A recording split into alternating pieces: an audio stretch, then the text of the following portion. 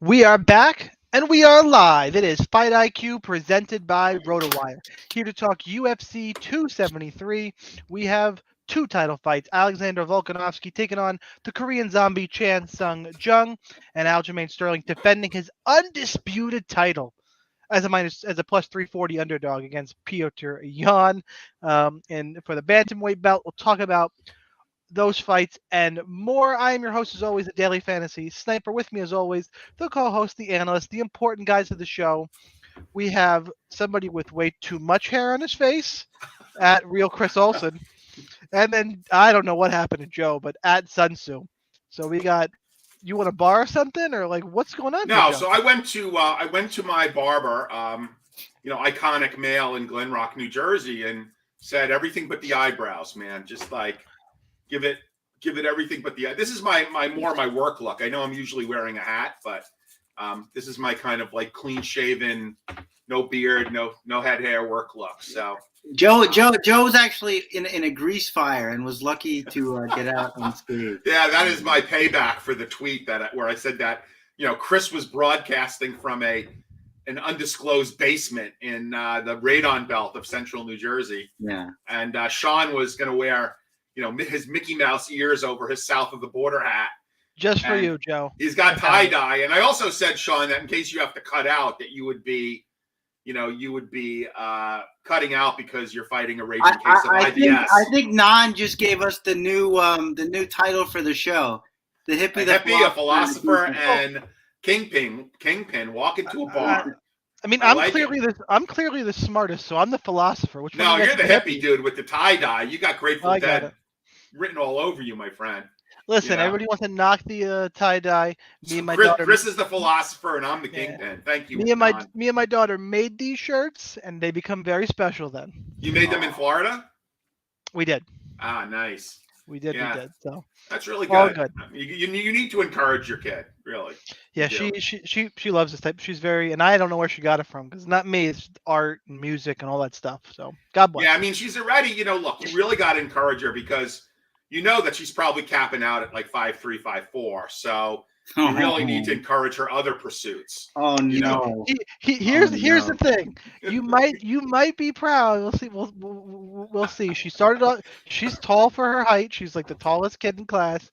I may be 5'8" and change, but I got 6 foot all over the family. I don't know why. Well, you know that you could pretty much, with a high level of accuracy, calculate what your child's height is going to be at 2.5 years old. There's like a metric that you can apply. I don't remember how tall she was at 2.5. Though. Yeah, well, you don't have it in a book somewhere. Come on, man. At 2.5, it's really specific. Yeah, well, okay. So, like, don't you have like a thing on the wall where you do the ruler, like, or you guys not do that out on the island? We didn't do that. Okay, fair enough, man. Okay, anyway, let's talk about some fights and making some money because my stupid blank last week had the nuts, but it was only in the mini max where we chopped it up many ways. So let's see if we can. Well, wait, Shaun. I mean, if you're gonna say that, I've got to say that I was sitting on first place in 100K with like an 85-point lead, which I knew was not going to hold. It didn't make it any less painful, but like I had a very unique lineup. I'm in first, 100K all to myself. And then it's like 80-something points. And then I see that there's nothing in the first round. There's no takedowns. So my heart rate starts to kind of get up. I'm like, holy shit, could this maybe go to like a third round finish where, Blades wins and scores like 75 points. And I bink this 100K. And then as soon as the second round started, just like the level of dejection just went down. And look, congratulations to everybody who won, the 5 million people who cut up first place. Not a little bit bitter there, but like sitting on 100K with 85 points, even though I knew it wasn't going to hold, was really hard. That's definitely rough. Before we dive into the fights, guys, make sure to go to rotowire.com/free for 10-day free trial to all their premium content. No credit card required. Make sure you like, comment, subscribe to the podcast, YouTube, iTunes, wherever. RotoWire MMA. Shout out to everybody in chat. Keep the comments and all the good times going. Let's jump into some fights. Julio Arce, 9,000, taking on one of the many newcomers on the prelims, Daniel Santos at 7,200. Arce is a -170 favorite. Santos +150. Fight goes to decision, has the slight lean here as well. Joe, we'll start with you this week. Who you got? Yeah, so Arce was the last fighter to weigh in. Missed weight, did not look good. As a matter of fact, we initially thought he might have missed it because like the clock looked like it literally had run out. I don't know if they gave him a dispensation or what, but he missed. Did he miss weight or did Kay Hansen miss weight? I can't recall. I know he was the last person to weigh in and did not look particularly good in the scales. I don't think Arce makes a very good DraftKings play. That doesn't mean he can't win the fight. I'm intrigued by Santos at his price point. I do think that Arce is going to be very low owned. So if you're certainly looking for a pivot, it might not be a bad pivot. However, we've seen that Arce can be hurt. We don't know a lot about Santos, but like the limited footage that I've seen of him, he's looked pretty decent. He's priced right. This is going to be a stand-up fight. There's not going to be a lot of peripheral scoring. So even if Arce does happen to win and wins by decision, he's not going to be anywhere. He's not going to sniff the optimal. So I'm going to go out on a bit of a limb here right out of the gate, and I'm going to pick Santos. It's not with any high level of confidence. It's a fade on Arce, knowing he's had a bad cut, knowing he was the last one to weigh in, knowing that we've seen his chin tested, was knocked out in his last fight in November. So give me the new guy here and on a wing and a prayer. He's going to be very low owned too, for DraftKings because you've got like Aspen Ladd and Weeks above and below him who are going to catch more ownership. So I'm going to take Santos. Yeah, for that reason, so one of the reasons why I like Arce, I think Arce is going to be one of the lower owned favorites. I think he wins the fight. It's kind of a contrarian type play where, if he finds a knockout, he's going to be low owned and towards the optimal. I'm not saying slam all in, but I could roll, I think 20 to 30% Arce and be well over the field just to be unique. And that is a way to go. I'm just going a different way. The way that my lineup constructions are working right now, I don't have room for Arce at his price point. See, and I think in terms of GPP, where I'm going to get different this week, and you call me crazy, but I'm trying to win the GPP. Sure. I'm going to be, I think, half the field on both Volkanovski and Chimaev. Like I'm thinking 30 to 35, 40% both of them. Now it's funny because if there's any of the big three that I was going to be underweight to, it was going to be Yan. Him too. All of the big three. I'm like they're all going to be 50 to 60% owned. I'm just cutting it in half. Yeah. So look, I am not in really any mood to give props to DraftKings, especially after they just literally dogged us on that Paul Casey withdrawal. Yeah, I play Casey in cash. And wow, thanks for the $3 ticket, DraftKings. I have my own DraftKings issue. Hey, if anybody has any pull with DraftKings VIP, me and Joe have talked about, I can't get my rep to return an email. And wow. I'm getting automated emails from him giving me like promos and stuff. Like, hey, make sure you bet. And I'm like, somebody return an email? Nah, like, I get returns. It's just like, one, they called me by the name Eric, which is okay. My name's not Eric. But thanks for throwing me a $3 ticket. It really makes up for all those entries that are dead. But there is a $200,000 top to this, to this $25 contest, which is nice. And also the 555 is $50K. So there's some pretty decent contests, as there should be for a card of this stature. So, that's good. But like, man, oh man, is the service level falling off a cliff at DK. Yeah, it's gotten weird. Anyway, we digress. Chris? Is it my turn? I'm sorry. You get to break the deadlock here in this big fight. Arce Santos 1-1. People's main event. Well, first of all, nobody has said the right name. It's Daniel Willie Cat, as far as I know. Oh, Willie Cat. I like Willie Cat. Mr. Willie Cat was his father, I assume. But I like Arce here too. I think, look, Song Yadong is a really good fighter. There's no shame getting knocked out by him. And that fight was pretty nip-tuck going into the second round. I actually like Arce a lot. I think defensively he's really good. and he's got some good counter striking. He's got a good jab.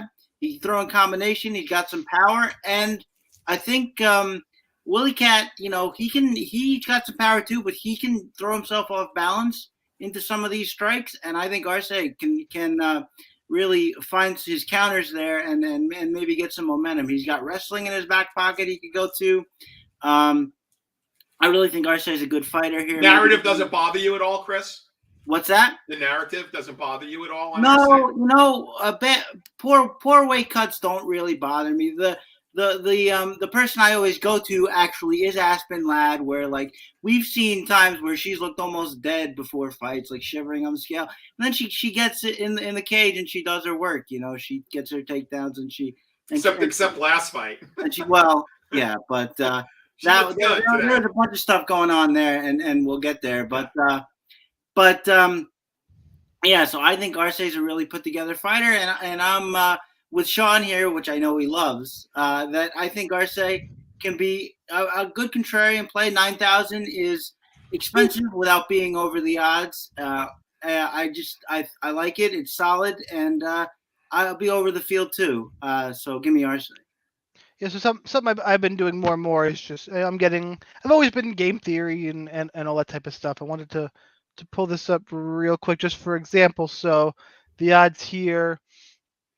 Arce is 32% to win inside the distance and 17% to win in round one. I compile ownerships from various places. He's projected at like 10% ownership, and he's 30% probability to win inside the distance. Yeah. So anyway, I digress. Is what I continue to. Next fight up. Pereira or Rodriguez, 8,300, taking on Kay Hansen at 7,900. Line on this fight, Rodriguez minus 130, Hansen plus 110. I need someone to look. I've never been the biggest Kay Hansen fan. This line don't make sense to me. I don't really. Not that you should be a huge favorite, but I'm strongly considering pulling the trigger on a Kay Hansen bet, and I need someone to talk me out of it because it scares me. Chris, you're first for that responsibility. Yeah, well, I'll do my best here because I am actually picking Rodriguez. I just think good. I need this. I need to hear it. I will give you a big helping of the contrarian point of view to you, but I'm not a big fan of Kay Hansen either. I think she's sort of kind of a cut rate Aspen Ladd, where she'll try to use her boxing to get inside. But that was mean.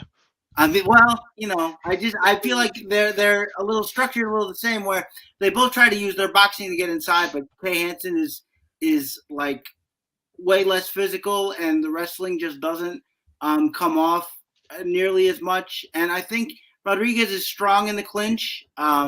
We've seen her have a nice heavy sprawl in the regional scene. And then if she can sprawl, I think she's going to be the one coming forward, taking that play away from Kay Hansen.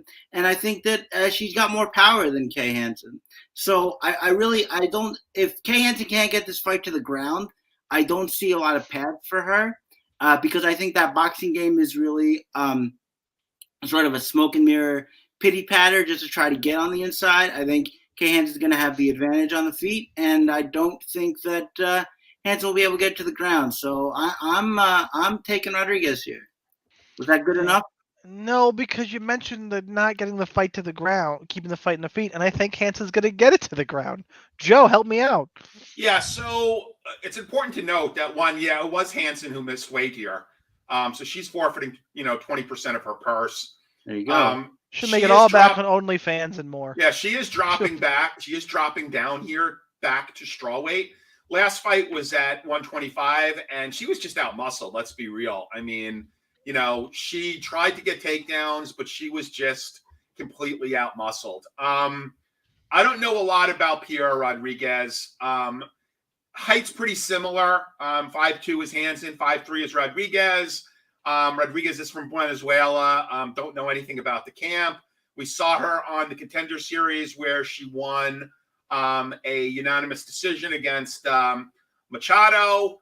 Was she the LFA champ? She may have been. Yeah, she was the strawweight AFL champ, LFA champ. Won it by a first-round ground and pound. Look, I think that Kay Hansen, at 22 years old, is fighting for her spot on the roster here. I don't think she can afford to lose a third fight in a row. You know, the Corey McKenna fight was very close. Many thought she won that. I was on McKenna, so for once the decision went in my favor. And she was just completely outmuscled by, by Dervicius in the last fight. So I think if you're going to bet Hansen here, Shaun, I would take Hansen by decision because I don't see Hansen actually finishing. One of my problems here, though, is if Hansen does get the fight taken down, I have some real fear of a reversal here. And, Hansen essentially getting her back taken. Rodriguez has got some power. I mean, honestly, I like Hansen because of the odds value. What is this fight? Plus 110, plus 120 on Hansen. So there's a small amount of line value in Hansen. But I'm actually going to go with the former LFA champion Rodriguez. I think it's a close fight. I think that you could have shares of both sides. Obviously, if you're playing line value, you want Hansen. I'm not really sure where Rodriguez fits at 8.3K. I haven't finished my hand builds yet. I'm sure I'll have whatever the market percentages are of her in my GPPs, but I'm going to go with Rodriguez, but it's not a super confident pick. And I think this is a close fight. And I think if you like Hansen, you should play her. If you're going to bet her, you should probably bet her by decision. All right, next fight up. Let's talk about Alexei Olynyk. I'm sure that's so good for Chris. Chris, we're talking about your boy. I think everybody just saw my eyes light up. Go ahead. Your godfather. And Jared Vanderaa at 8,100. A line of this fight, as you could probably tell from the salaries, is damn near a pick'em. I want to find the exact number right now. Vanderaa's got a slight edge in the books, minus 115. Olynyk minus 105. Look, I've trashed Alexei Olynyk forever. Jared Vanderaa is probably worse, guys. But it's somebody who's bad who can only strike against somebody who's bad and can only grapple, but who's also a million years old.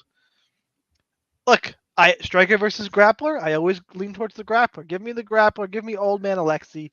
Just do it in GPPs. Play some Vanderaa too, because this fight to end inside the distance is let's see what exactly the number right now is, minus 360. So expecting a finish pretty confidently here. Who's first for this one? I think it is Joe. Yeah. Joe, you're up. Yeah. So this is kind of interesting because and this is not behind the paywall, so I'm not breaching any confidences here. But our good friend and someone who's now currently driving up north from San Diego, Brett Apley, actually gave on his Mayo Media Network Quick Picks program, which everybody should watch, by the way. It's only 14 minutes. Watch it after you watch our show, of course. He gave Mr. Vanderwerth as his tournament play. And he said you needed to really kind of like bite your tongue a little when looking at him as a tournament play. I don't exactly see eye to eye with Brett. What's really interesting about Mr. V is he's a black belt in Brazilian Jiu-Jitsu, which is kind of hard to believe. He doesn't have a lot of takedown defense. Mind-boggling to me. Yeah, I think that his pillow took him down when he hit the mattress. So it's like, okay, we all know what's going to happen here, right? If Olynyk can get the fight to the ground, I don't see him letting Mr. V up. Unless it's, towards the end of the round. Olynyk has got those wild strikes. Mr. V is more of a technical striker for whatever that's worth. I think this is a fight you probably should have exposure to. Both fighters are 8.1K. In all likelihood, it's going to end inside the distance. I am going to go with Olynyk here, but because of my good friend, Mr. Apley, I will have some shares of Mr. V just in case. This is one of those fights that could just like bite you in the butt when you realize that you didn't have, exposure to it. Because I think we're going to get an inside the distance finish. I think that, I would hope that it's from Olynyk, but I could certainly see, 44-year-old Olynyk getting really tired and just getting clocked out in the second round. So have exposure to this fight. I'm going to pick Alexei. Would not be surprised, whoever wins this fight. The one thing I'm relatively certain of is that there will be a finish. And I'm hoping that it's Alexei with one of his Ezekiels. So go Alexei. Chris, how's your dad doing? He's good. He's getting in shape. I don't know if you've seen those Instagram photos, but no, where to begin here? Okay, the first thing to say is that I didn't know Vanderaa was a Brazilian Jiu-Jitsu black belt. I don't think it matters because Sergey Spivak just had his way with him on the ground. I won't even go to Romanov because you can say, well, Romanov does that to everybody. Spivak doesn't do that to everybody. It's at least not like that. I mean, he absolutely mauled him. Was tired after the first round, et cetera, et cetera, et cetera. Alexei Olynyk always has good first rounds. Even in fights he loses, always has good first rounds. Had a good first round against Spivak, had a good first round against Derek Lewis. He always has good first rounds. If he has a good first round here, that's going to be the end of it because Vanderaa is going to get tired and he's not going to be able to fight. Olynyk gets tired. Yes, he does. But Olynyk also comes forward when it looks like he's struggling to breathe. The guy never stops. It doesn't matter. He gets tired. He doesn't stop fighting. Joe mentioned the wild strikes. Guy's got an 84-inch reach advantage. That's longer than Francis Ngannou. I don't know how that's possible, but it is. He just flails those big arms out there, backs the opponent up, takes him down. He's going to do that here. We haven't seen Vanderaa be much of a finisher. Even on the Contender Series, that finish against Hunsucker came on the ground. I don't really think he's going to want to tangle with Olynyk on the ground at all. I think, look, Olynyk is old. He's had bad knees for a long, long time.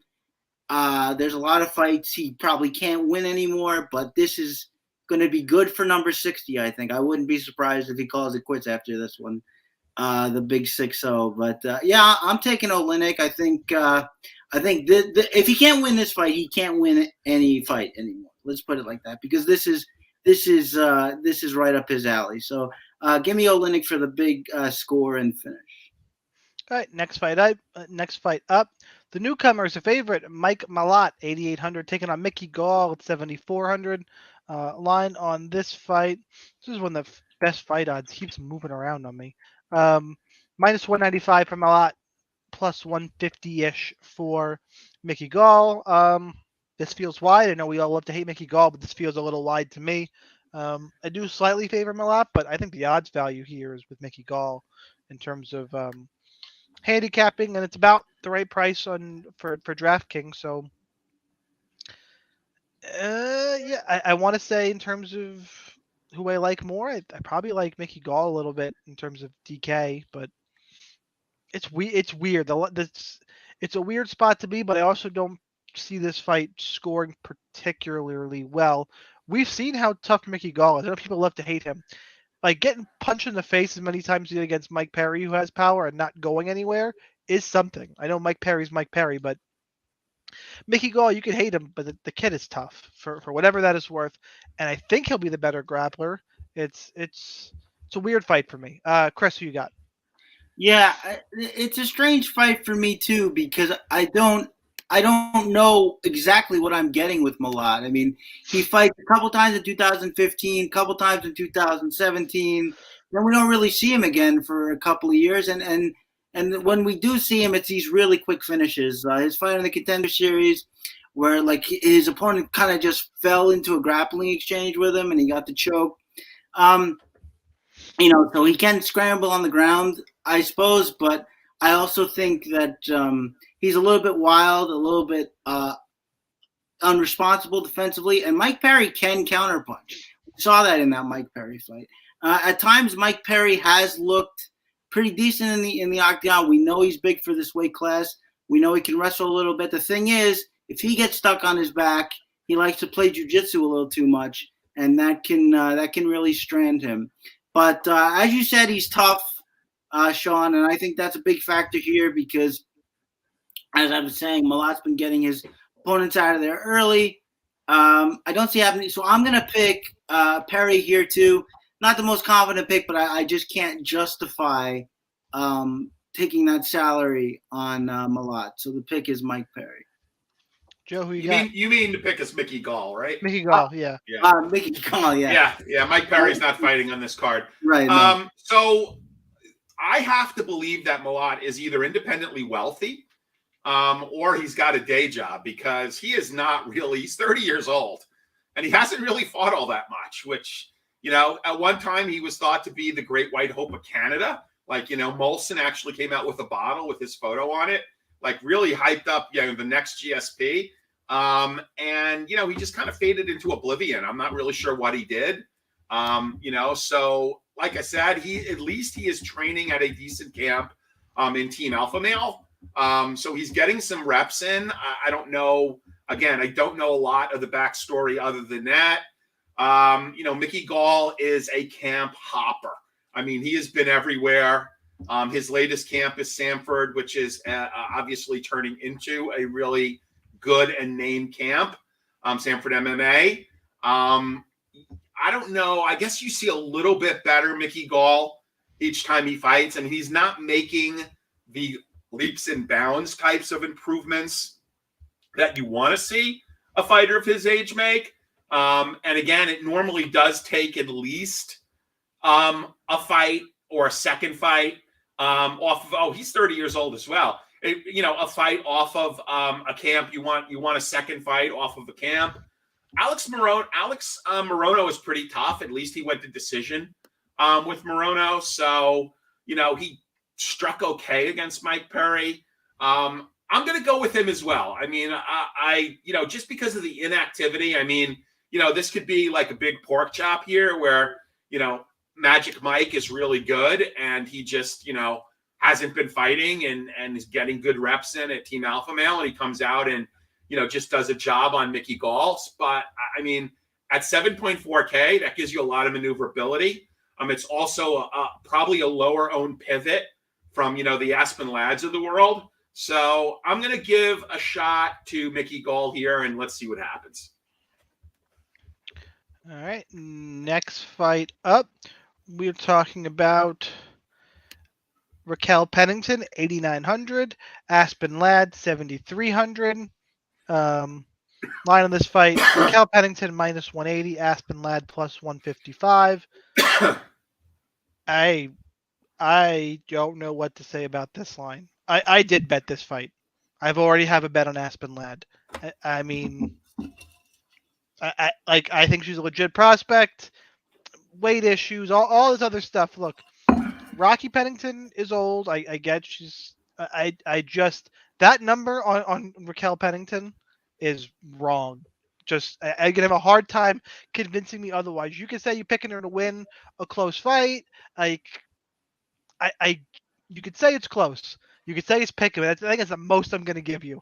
I like Aspen Ladd here. I think she's obviously younger. I think she's the better athlete. I think she's coming along. And unless Raquel can really make this a dirty fight, I like Aspen Ladd quite a bit in this spot. So clearly I'm on the Aspen Ladd side. Joe.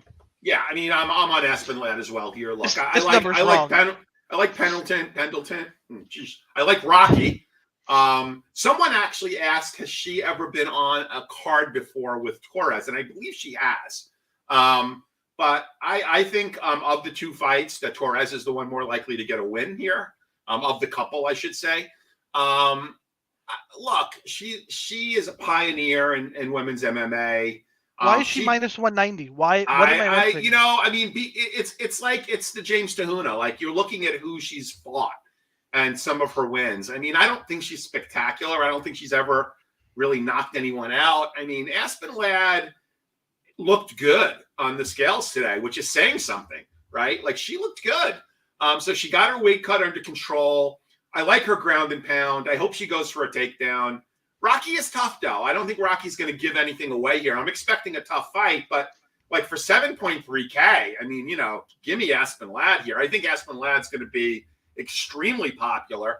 And inversely, if you're looking for, a pivot, I can't imagine that the ownership and, given we lost a fight, which we probably should have mentioned straight out of the gate, Tybura Rosenstruck is off. Now we're down a fight. Even with that, I don't think Rocky is going to get a lot of ownership.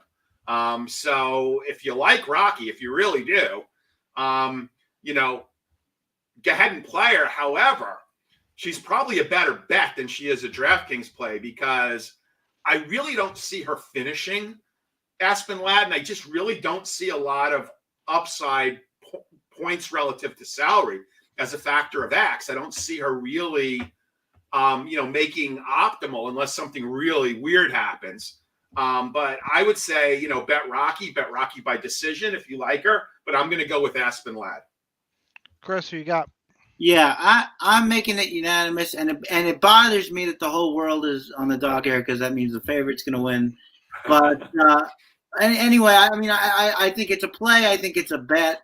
I think, look, I mean, the trajectory of Pennington has been good lately. The win or then even the finish, no less, of Chia-san was nice and unexpected, but I don't see it.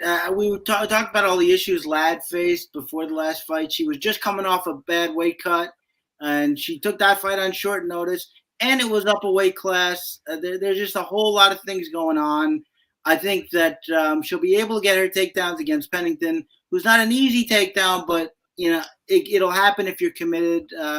Marion Renault got her down a couple times, got like almost 4 minutes in top position. I think that Ladd is going to get her down. I think Ladd is going to win the pressure battle here. Pennington kind of likes to just stand in the center and blitz in with attacks. I think the more consistent pressure is going to come from Aspen Ladd. The boxing exchanges are going to be interesting, but I think Ladd probably has a little bit more power.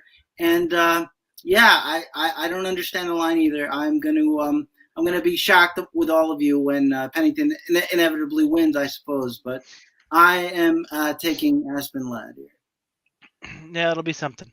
All right, next fight up, Alexander Fluffy Hernandez, 8,700, taking on Josh Fremd at 7,500. Line on this fight, Hernandez minus 195, Fremd at plus 165.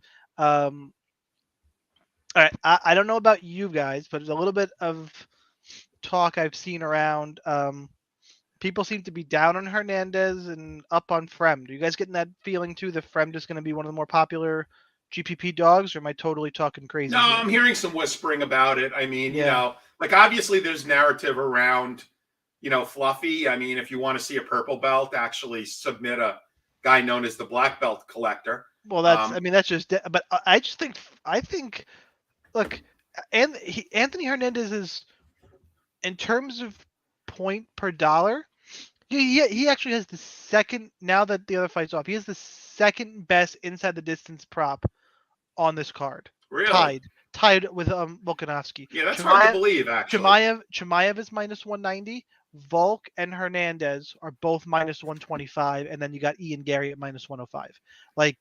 And he's projected, Hernandez is projected at 20% owned. Yeah, I'm going to be over that. I'm going to be in 35-ish percent range because no one's playing him. Not to mention, I always like to bet on guys who went to Slippery Rock University. So that's why I kind of like Fremd here. So anyway, I am on Hernandez as the pick. I do think he'll just be a little bit cleaner overall. I do think Fremd's best chance is to come in, just swing it and make it a war, and then I think he's live in that scenario because I've seen Hernandez get defensively irresponsible. So it's not out of the realm of possibility this turns into a firefight and Fremd does get a KO. Chris, you were first for this one. Well, I have to say here that Josh is no friend of mine. But oh God, I wish I was the producer on this. I'd kick your ass out right now. I'm so glad nobody did any puns, so that I have more in case. I'm sure you do. Wondering, get out. But yeah, I don't really get it either. I don't know what Fremd does really well. He throws leg kicks, I guess. He has some power. I mean, he's 6'4". Yeah, no, I was going to say, I was just about to say he's big for the weight class. He is. But, it's just very strange. Also, he goes for these takedowns that are like bear hugs where he tries to pull the opponent basically on top of him. He's done that a few times over. I just don't see where like this overwhelming skill differential lies. I agree with Shaun that Fluffy can get clipped coming in, but that's also kind of what I like about him in this matchup is that he's gonna just come in like a house on fire and try to overwhelm Josh Fremd. I don't put a lot of stake in what he did to Rodolfo Vieira just because I love when people talk about that fight. Like, oh, I knew it. I knew he was gonna like when he was literally in an arm triangle. Did you know it then? I mean, come on. But I digress. I think that for Hernandez, if he's not going to be owned, I say play. He's what 8,700 here, which is a nice moderate price. It's not going to kill you on a favorite. And Hernandez is a finisher. He's an action fighter. They're both action fighters. So if you think there's a skill differential, which I do with Hernandez, then yeah, I say play him if you're going to get the scarcity on it. So my pick is Hernandez.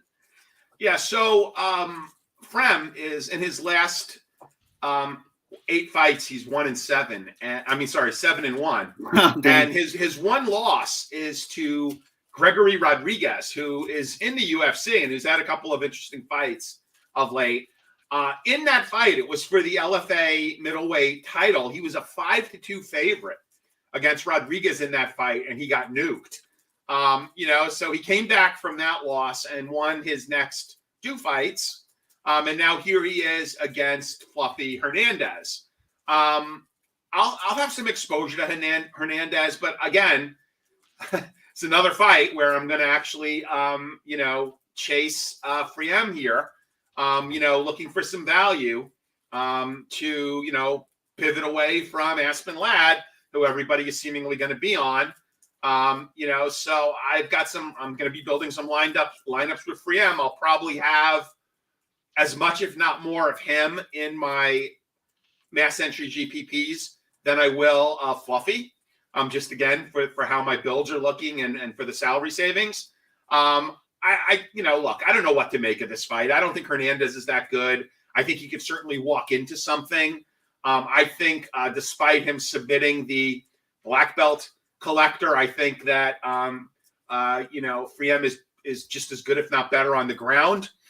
He's got a couple of submissions on his record. One in LFA, one in Bellator. I could certainly see him winning by submission if Fluffy gets a little bit too aggressive.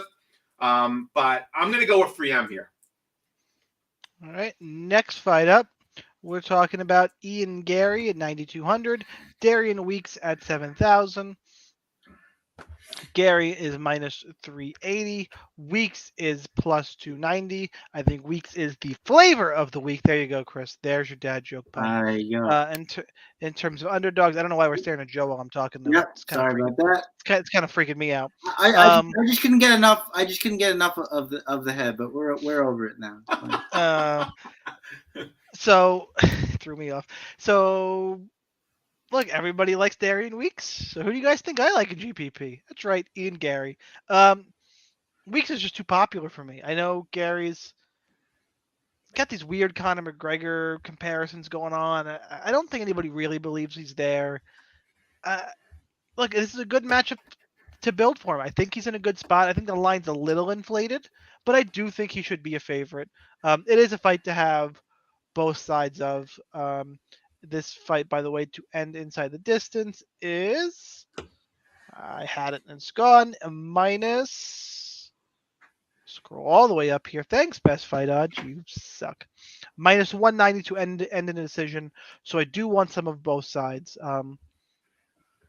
But Gary at minus 105 to win inside the distance is my preferred play, especially when people seem to be talking him down, which is bizarre. Chris, who you got? Actually, Joe, I think. Joe. Sorry. Yeah. So I have the over/under at 20, and 20 is the number of room keys and panties thrown by women sitting ringside at Ian Gary.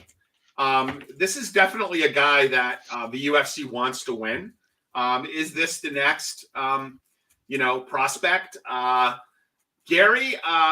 Weeks scored 75 points in a loss against the ghost of Brian Barberena. Pretty nice. He's 7K. I will be having shares of him. When I initially looked at this, I'm like, Gary looks like a really nice pivot off of one of the big three. And then I thought about it. And I'm like, he could actually lose this fight. I'm a lot less confident in him getting the win than I am in any of the three at the top. So I will have some lineups both ways, but I think, again, Weeks looks okay here.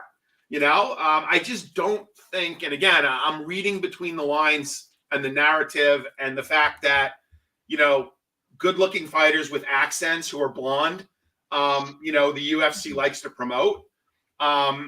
This guy is a better-looking, more chiseled Paddy Pimblett. I mean, what can I say, right?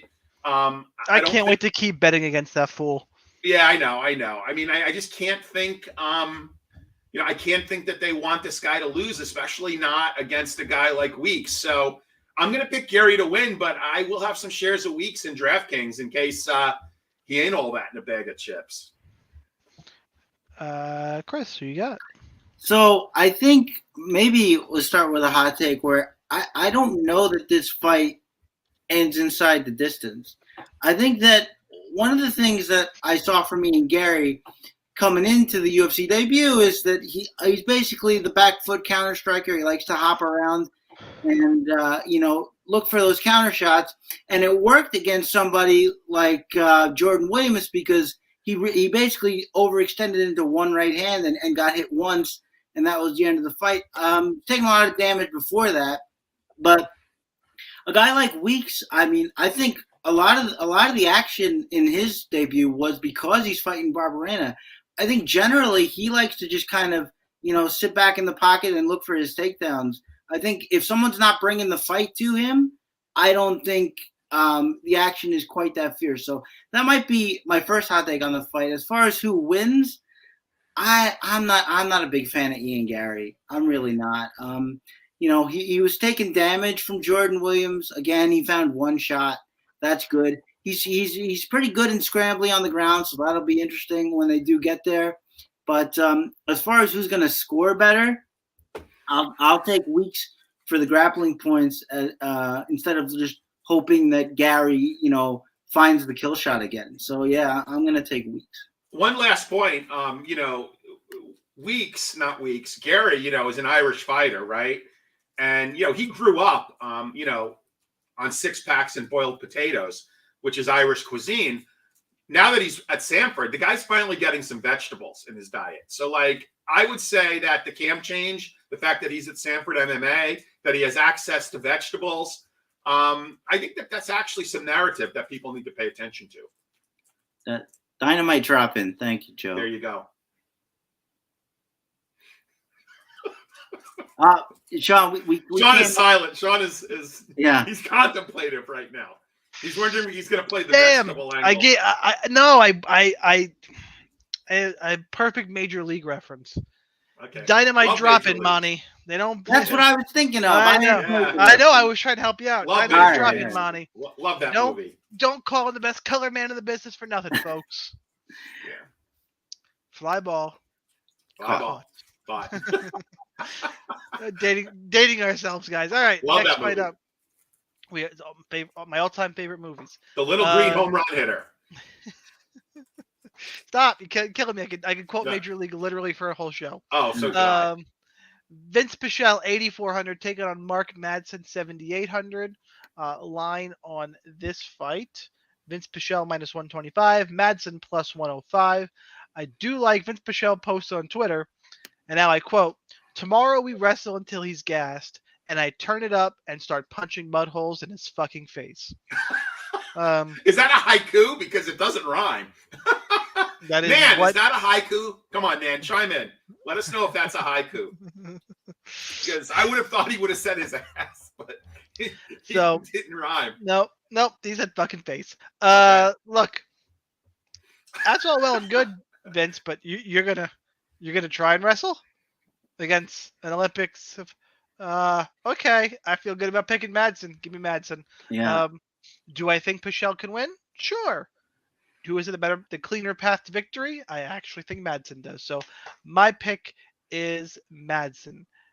I don't even know who's up first. We're talking about Major League for so long. Chris. I think it's me. Chris, do the little shimmy that makes all the girls in New Jersey love you. Yeah.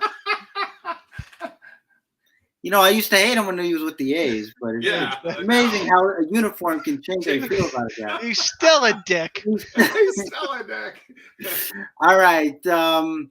I think that look, if you asked me who was the dog going to be beside Ladd, I would have told you Madsen because Pichel just gets taken down too much. I think he's got something like a 25% defense rate, and he's got like his janky movement, whatever. He can use his angles, but Madsen, he can't strike, but he has his game on the feet figured out, where he's just going to use his physicality. If he can't take you down right away, he's gonna wall you into the fence and hit you with elbows. I kind of like the game that he's constructed for himself. He was able to track down Clay Guida most of the time in their fight, even though he couldn't take him down. I do think he gets Pichel down, and look, I don't think Pichel has enough consistent offense on the feet to keep Madsen off of him. I think as a dog play, and we know that he can get 6, 7, 8 takedowns in a fight, I think this is kind of a no-brainer here. I'm going with Madsen. Look, I think Madsen's live as a dog, but you guys have neglected to mention, you know what Vince Pichel's nickname is? It's Vince from Hell Pichel. So I will give you a quick anecdote, and it is a well-known fact that Canadians are the most contemplative thinkers in the modern age. It has to do with all that clean water and fresh air. And, I wonder if Vince from Hell Pichel realizes that there is, and this is props to my good friend Lucha Bone, that there is a stairway to heaven and a highway to hell. And what does that tell you? That there is far more traffic going south than going north. With that said, I will tell you that I like Chris's take. I do worry a bit about Madsen's cardio. We've seen him literally get exhausted and fall off a cliff. And one edge I will give to Pichel is cardio. So I could certainly see this fight turning around late. I think there could be an interesting live betting opportunity here because Madsen will look good early. He will take down Pichel. You will see the line move into his favor. Then maybe hop in and put a bet down on Pichel because if the longer this fight goes, the more it's to the benefit of Pichel, right? So I will also take Madsen here as a dog play. I believe he's 7.8K. Give me Madsen here. Let's hope he manages his cardio better than he has in the past. I dig in that mustache from Vince from Hell Pichel. Digging the mustache. All right, next fight up. We're going to go with Mackenzie Dern, 8,200, against Tisha Torres at 8,000. Line of this fight, Dern -120, Torres +100. Look, I'm one of the biggest Mackenzie Dern fans, but objectively, I just picked against her for the first time because I'm not sure she can get Tisha Torres down.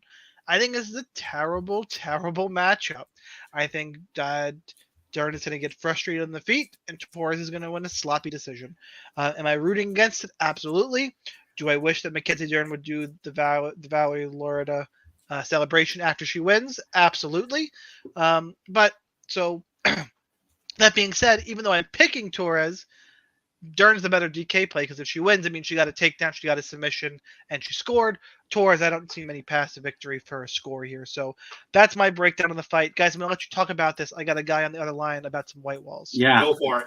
Yeah, so, I know. Sean's got that raging case of IBS. So, look. Wait. Did you really miss that line? No, he didn't get it. No, I got it. That's Lou. Okay. That's Lou. Okay. Yeah, come on, Just man. making sure. Want you to manage the Indians. I don't know. I got a guy on the other line. Okay. So, look. One thing that there is no debate about is the hottest female fighter on this card is Mackenzie Dern. Mackenzie Dern is hot in her normal routine, Mackenzie Dern cutting to 115 is even hotter, right? So there's no debate about the hotness of Mackenzie Dern. This is an interesting fight. Like, I love the volume of Tisha. What Tisha has got to do here is she's got to keep her balance, because I do think that if Dern does get her down, and thankfully for Torres, Dern's offensive wrestling is somewhere between non-existent and never going to happen. So Torres would pretty much have to make a mistake. You know, she'd have to put herself in a position where she gets judo tossed, or maybe she's off balance if she does something silly like throw a kick or kind of throw a punch that throws her off balance. I could certainly see Dern riding the round out, and that's what concerns me, right? I will pick Torres in this fight as well, despite the obvious hotness of Mackenzie Dern. But I do think that it could be a dangerous fight for Torres. I do see this fight likely going the decision. Dern, I think, is plus 250 to win by sub, which is probably not enough. I would probably look for a little bit more, like maybe plus 400 if I was going to take a taste of that. But give me Torres here. Again, not a lot of value in this fight. The salaries are pretty close. I don't know that it's a great DraftKings fight because I don't know what kind of scoring you're going to get. I don't know that 10X on this card is going to cut it with 2 5-round fights and, potential for, early finishes by a couple of these fighters. So I don't know how much exposure I'll have to this fight as a whole. It's probably a better fight to bet than it is to play on DraftKings, but I will go with Torres as long as she fights a smart fight. Well, Shaun is muted, but I assume he told me to go ahead. Yeah, so I did. all right. Yeah, that IBS is a bitch. So yeah, I pretty much agree. I think that it's funny because Shaun says he's the biggest Mackenzie Dern fan, but he can't take her this time because he doesn't know if he can get her down. And I'm just thinking, well, who does she take down? I mean, here's a fun stat for everybody. She went 1 for 8 in her last fight with takedowns and improved her takedown accuracy. It was 8%. It's now 10%. So it's going. You know what? I can handle picking against her, but you need to back off. Listen, back off, my girl. You would love to be taken down once by. Well, if she could get me there, we might be. I don't even mind her accent. But, I don't mind that. But yeah, I don't. What's she trying? What? The other thing too is I'm just barreling ahead. The other thing too is Torres is really strong for this division. So for someone who doesn't have a lot of technical wrestling, who's bad on the wrestling anyway, I really just don't see it happening unless like she starts rolling for leg locks or does some of this tricky stuff. Or like it's just some weird scramble, like Joe said. There was one of those that happened in the Rodriguez fight. I think their second ground exchange was just some weird kind of scramble where she was able to take him out. But it's interesting to me because Torres is going to pour on the volume, and if Dern's stuck on an island out there, who knows what that means for the score and how she gets overwhelmed. And so I wouldn't go crazy with it. I could see like maybe like 86, 88, 89. Which it wouldn't be bad for her salary there, but I can't. I say this a lot because as much as Shaun is the Mackenzie Dern lover, I am the Mackenzie Dern hater. I've picked against her most of the time, which hasn't worked out too well for me. But I don't like specialists, especially when they can't get the fight to where they need it. But anyway, I am taking Torres here, and it'll be an interesting fight to see how it plays out. To see what Torres can do point wise if the fight can't go to the ground. So the pick is Torres. All right, next fight up. Khamzat Chimaev, 9,400, taking on Gilbert Burns, 6,800. Line on this fight. Chimaev is the pretty big favorite currently at. God, I can't find it. I don't even care anymore. Like, we know what this fight is, right? Yeah. Like, there it is. Chimaev. Wow, no. So I tried to Control F Khamzat, and a future fight against Usman comes up, and they have that as a pick'em. Yeah. Shaun, do you know what the future odds are on Chimaev to be the middleweight champion at the end of 2022? Do you know what the odds are? I'm guessing it's pick'em. 35-1. You could Wow. get 35-1 if you were to bet Chimaev to be the middleweight, not the welterweight, the middleweight champion by the end of 2022. I didn't even catch that. Yeah, that means he's got to beat Izzy. So 35-1 is maybe worth a small shot. He's got to get the fight. I don't think. Yeah, I know. Not going to take that. Look, it's a long shot, but 35-1. Nah. Chimaev, by the way, is minus 500. Burns plus 360. Everyone's waiting to see Chimaev tested, stretched out. What's going to happen? Interesting spot for it. I more think that we're kind of going to see him stretched out. He's still going to score well. I think it'll be more competitive. I think Chimaev gets a second round finish, honestly. Or he just strikes with Burns. Like, don't get it twisted. Chimaev is a really good top pressure grappler, but I wouldn't fuck with Gilbert Burns on the mat. You really want to do that? Yeah, that ain't no John Phillips. I wouldn't do that, sir. So let's see how Chimaev plays it. I do think he wins. So I think he's got a very well-rounded skill set and is a future title challenger. I think he's got more of a shot to beat Izzy than he does Usman. I can't wait to talk about that at a later date. Who's up for this fight? Joe? I think it's Chris, right? Yeah, I think so. Yeah. You should get out of the way, of course. Burns is really, really, really cheap. So if you want to play him, obviously do that. And I'm sure a lot of people will. You will never see a fighter of this caliber at this salary again. So, take advantage of that, et cetera, et cetera.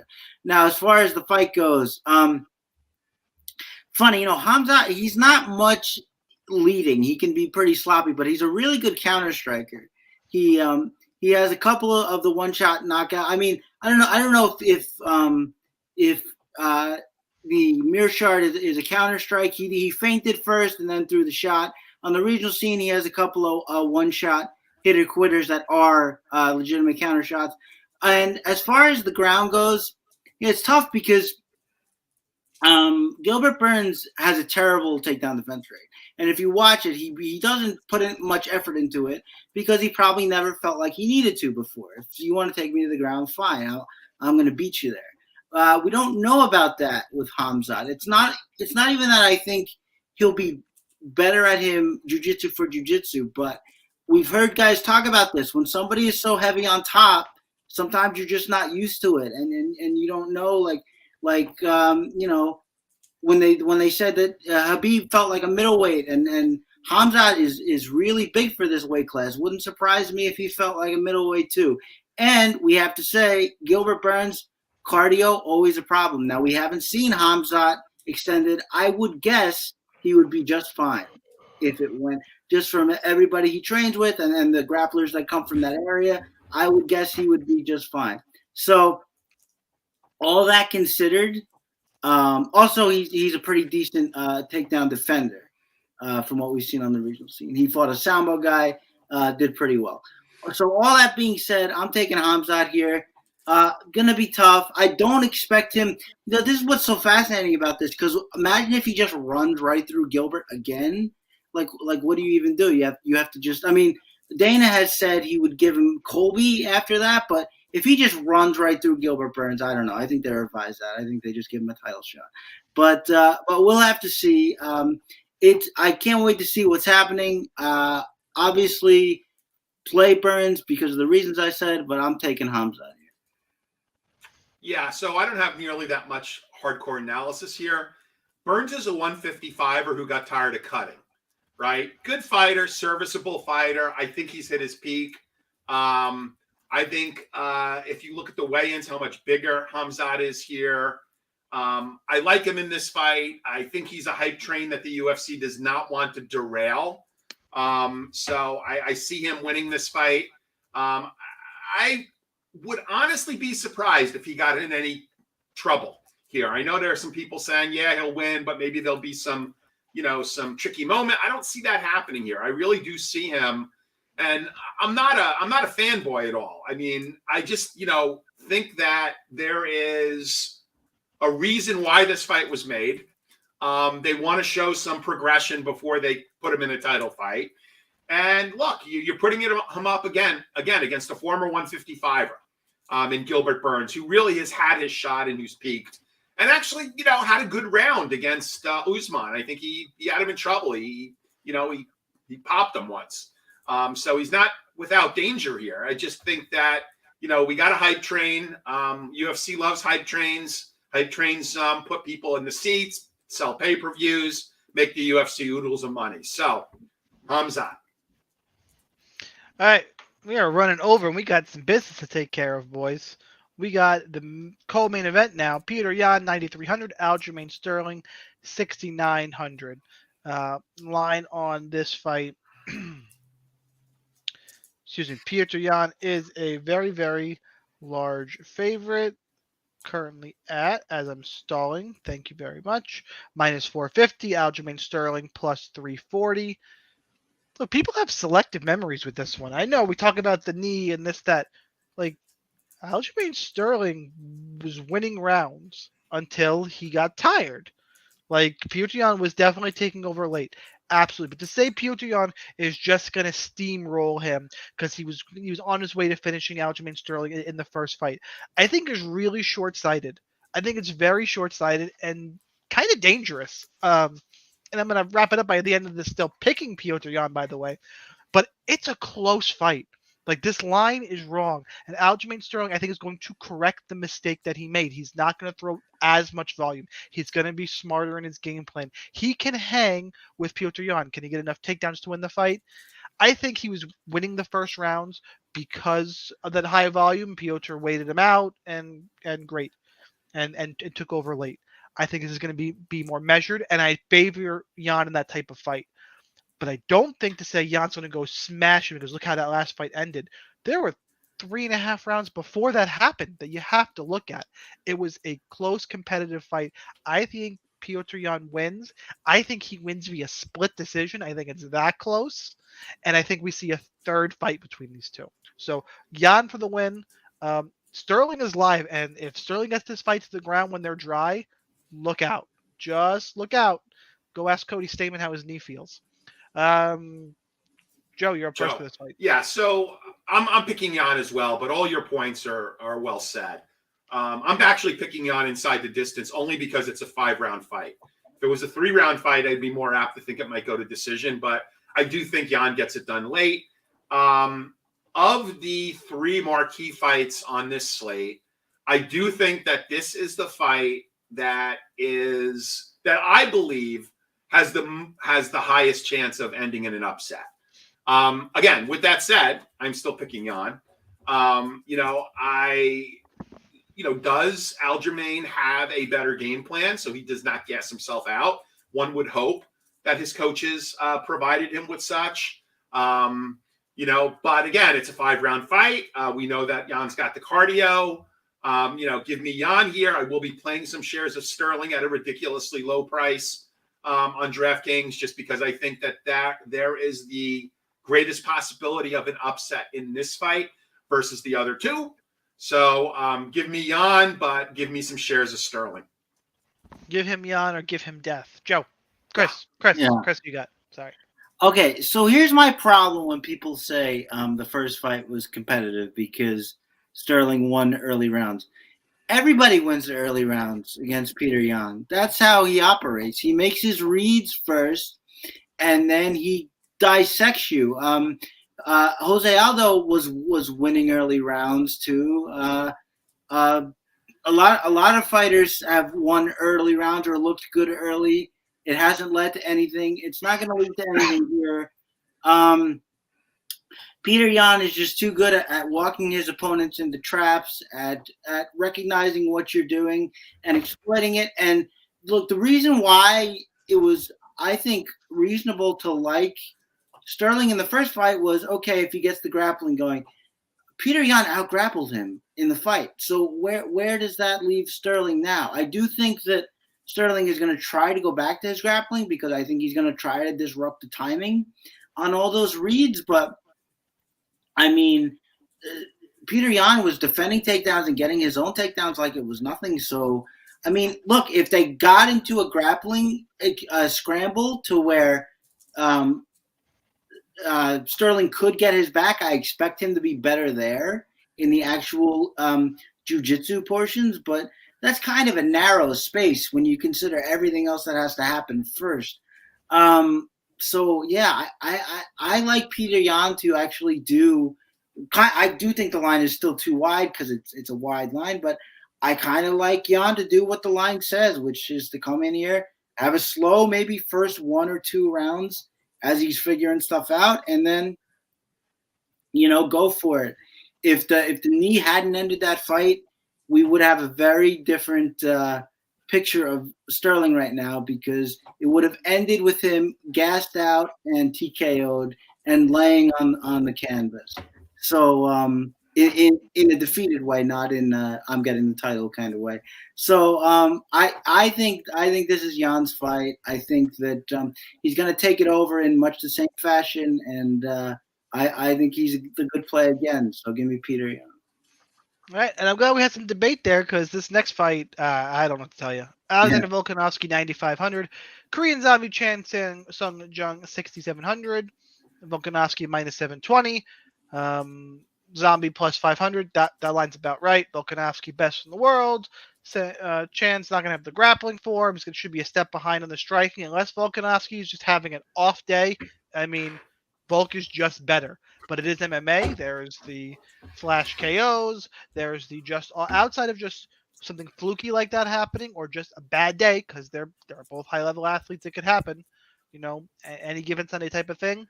Volk should win this fight. That's a big price tag. I'll be underweight to the price, though. That's really it for this one. I got Volkanovski. Chris, not very exciting, but start off the main event. Yeah, I don't think there's any way. I think we all like the fact that Zombie's getting a title fight. Everybody likes him. He's a good action fighter. But this is just not going to be competitive. I think there is a chance for Volkanovski to take – do something with that salary because I think he can get his wrestling going here again. He's fought fights recently where that hasn't been possible.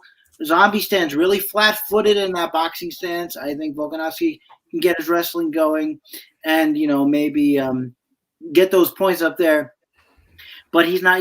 I don't see him being competitive in any phase of this fight. Volkanovski's quicker. His hand speed's better. He's more sophisticated in his boxing.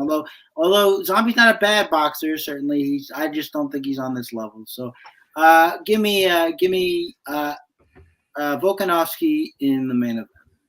Joe, who you got? So we've got like real hardcore fight analysts out there, and they love to use the phrase binary. This is a binary fight, and I will tell you why. Has nothing to do with fighting styles or either the fight or the fighters themselves.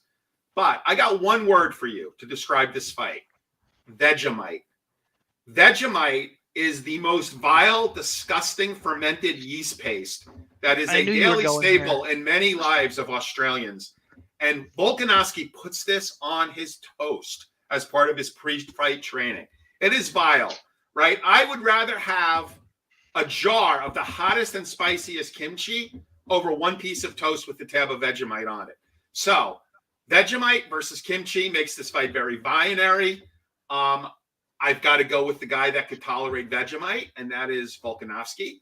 I could certainly see like 120, 130 point upside from him. My only fear is that maybe he finishes it too quickly. But I do like him here. I will probably be exposed to Jung. Oh God, I guess slightly more than Burns, but not by much.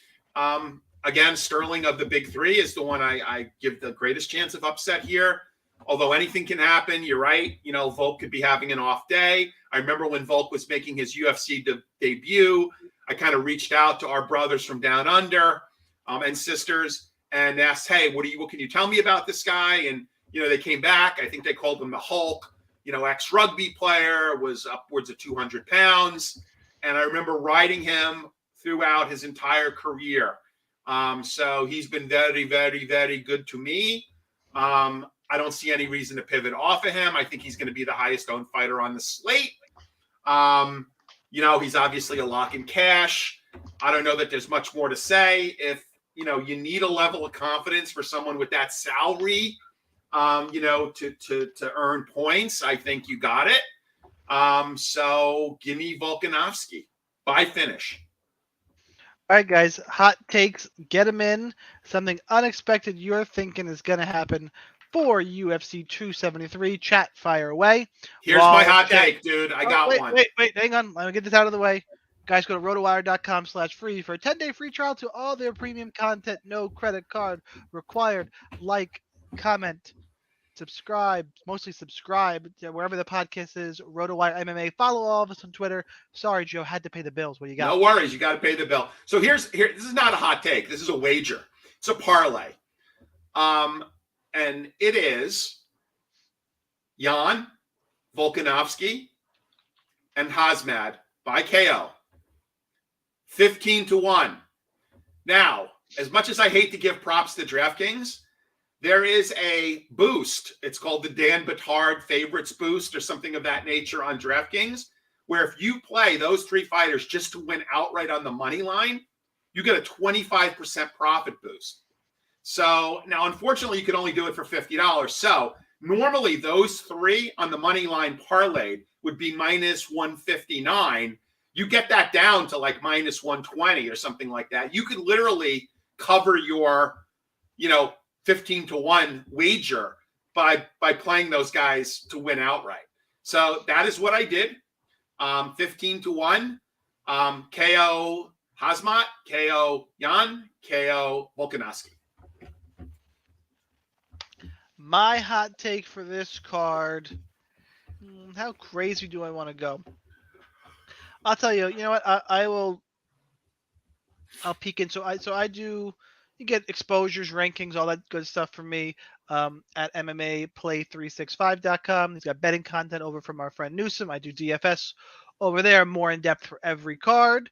But it's one of the things to give away there is my tournament target exposures. I built 150 earlier, and this is how aggressive game theory I'm going. So instead of a hot take, I'm going to give you a couple exposures that I think are pretty hot takes, and it's all just it's all game theory, and a lot of it's odds based too. Volkanovski, I'm at 19%. Whoa. Petr Yan, I'm at 13%. Oof. You want it now? Here's where it gets really crazy. Anthony Hernandez, the second big, I'm at 60%. Jesus. Hernandez. And let me give you I one more relatively hot one in here. Wow.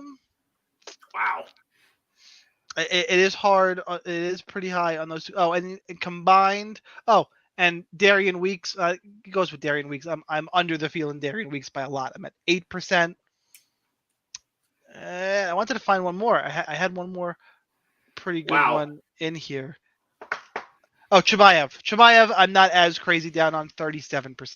So given a little bit behind the curtain on those guys. So I'm going for my big three. I prefer Chimaev and then Volk and then Petr Yan. I just think the pace is going to slow down in the second Yan Sterling fight quite a bit. And he's going to be 55% owned, which is bananas. Yep. All right, got hot takes. Chris, you got one last call from chat. Yeah, I think we're all friends here, right? Enough for me to say that for some reason it keeps going through my head that, like, if Mackenzie Dern can't get the fight to the ground, Torres has so much volume, and Dern's not going to be able to do anything about it. So I'm standing here and I'm thinking, can she overwhelm her to the point where she gets even maybe like a standing TKO? No mas, yeah. And I'm thinking maybe she can. I just love the time you had the same argument for your girl Amanda Bobby Cooper and Mackenzie No. Dern. Right, clubbed her in the head. I don't think I said finish. But this one is volume based, and it's, I don't know, it's like it's something that's in my head that just won't go away. So when that happens, I think I should say it. I should name the monster, as they say. And And I've done it. So I'm going to say Torres by TKO. All right. In chat, Will, Dern shows off her Florida accent after her boring clinch fest win over Torres. All right, Will. I like it. I like it. I like the Brazilian accent better. And my man, I love this hot take because it's what I'm feeling on this card. John, no title fighter is optimal. They are Wow. super. If both those favorites win and there's finishes on this card, this is super live and it kills a ton of lineups. Kills a bunch. I'm sure you got all your B vitamins for the year though. That is because John tried Vegemite, so maybe his brain cells are gone. And Vegemite like is we're both just vile, out there. guys. By the way, you should watch You know the what? weigh-in. You should watch the weigh-in show and watch my girl, Laura Sanko. Get on the ground and do. I don't want to give it away, but let's just say Laura Sanko on the ground, and that's really all you need. And you should watch the weigh-in show. We need to have a Vegemite bet. Oh my God, is that disgusting? You know what, Joe? Next time I make it over to your house for a card, we gotta pick a fight, do a Vegemite bet, film it, post it. I bet you we'll get that big. So quick story. I was sitting in the executive lounge at the Marriott in Sydney, and they put out Vegemite. You know who makes Vegemite in Australia? Is Kraft. So they had these little how they do jellies at diners where they have them the little wrap, the little individual 1 serving size of jellies. You pull the top off and you scoop it on your toast with your knife. They did that with Vegemite. And I said, you know what? How bad can this be? I heard it's like Australian peanut butter, right? I put it on a piece of toast at the executive lounge in Sydney. I had a gag reflex like you would not believe. I literally almost threw up into my napkin. It was so vile. Should we? Oh God, no. I much prefer the hard cider in Australia versus the Vegemite. We do it. It's getting warm. Joe, go over. We'll do a shoey bet outside. When's the next Thai fight? Yeah, dude. All right, guys. Like I said, you were welcome this weekend. You kind of blew me off. You didn't even say yay or nay, but I invited you this weekend. I didn't get anything. Yeah, you did. I sent you a text. Yeah. I said, "Hey, Shaun, if you want to break from the family, come on over for the fight." Yeah, no, there's. It's just. I know. Apologies for not responding to that. That's all right. That's all right. See it now. I know you guys. I know you're busy. You're waiting for a flight out of Florida. If we could ever get Chris out of his friggin' basement to come over, don't fly anywhere ever again. The airports this week just beat me to death. I can imagine. JetBlue, you can lick it. Yeah. Anyway. Okay, guys. On that note, guys, good luck in your contest. Make sure, again, hit the subscribe button, hit the thumbs up button, all you bleepers, and come up with a good bet for me and Joe. We did Vegemite, we got Chewy on the table. We need some good bets. Hit us up with those. Good luck in your contest. See you next time, guys. Peace. All right, thanks, everybody. Peace.